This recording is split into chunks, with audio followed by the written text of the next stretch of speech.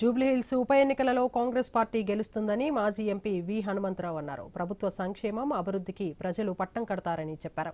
కాంగ్రెస్ అభ్యర్థి నవీన్ యాదవ్ అంబర్పేట నివాసంలో వి హనుమంతరావు కలిశారు. అందరినీ సంప్రదించిన తర్వాతే అభ్యర్థి ఎంపిక జరిగిందని ఈ సందర్భంగా ఆయన తెలియజేశారు.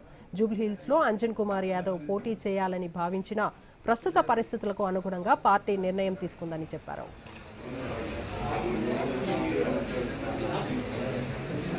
జరిగినటువంటి ఏదైతే అటాక్ చేసినటువంటి మన వాళ్ళ మీద ఏది కశ్మీర్లో వాళ్ళందరూ కూడా మా ఎంబడి ఉన్నారు.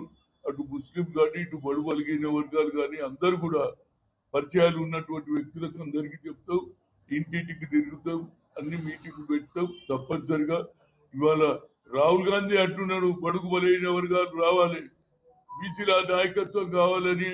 రేవంత్ రెడ్డి కూడా 42% ఏది రిజర్వేషన్ ఇవ్వాలని 9th పెట్టి అప్లై చేస్తే దానికి కూడా ఇవాళ వ్యతిరేకం చేస్తున్నారు. కనుక బీసీలలో గుంప ఉన్నది. అన్ని బీసీ సంఘాలు తప్పనిసరిగా మనకు మద్దతు ఇస్తారనేది నా నమ్మిక ఉన్నది. వాళ్ళు ఎన్ని కుతంత్రాలు చేసినా నవీన్ యాదవ్ గెలిచి తీరుతాడు. అందరినీ కూడా ఆశీర్వాదం తీసుకోవడానికి నిన్నటి నుండి బయలుదేరాను. ఈరోజు పెద్దలు హనుమంతరావు గారు, మా తండ్రి గురువు గారు హనుమంతరావు అన్నని ఆశీర్వాదం తీసుకోవడానికి వచ్చినాను.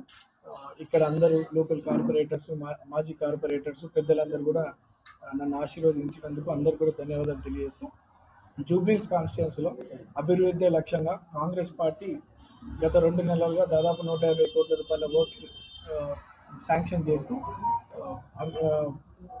కాంగ్రెస్ పార్టీ పథకాలను కూడా అర్హులైనటువంటి వారికి మేము అందిస్తూ కాంగ్రెస్ పార్టీ పట్ల ప్రజల్లో ఒక మంచి అభిమానం, నమ్మకం పెరిగింది. అభివృద్ధి లక్ష్యంగా జూబ్లీహిల్స్ కాన్స్టిట్యుయెన్సీలో కాంగ్రెస్ పార్టీని తీసుకెళ్లి అత్యధిక మెజార్టీతో మేము గెలిపిస్తామని చెప్తాము.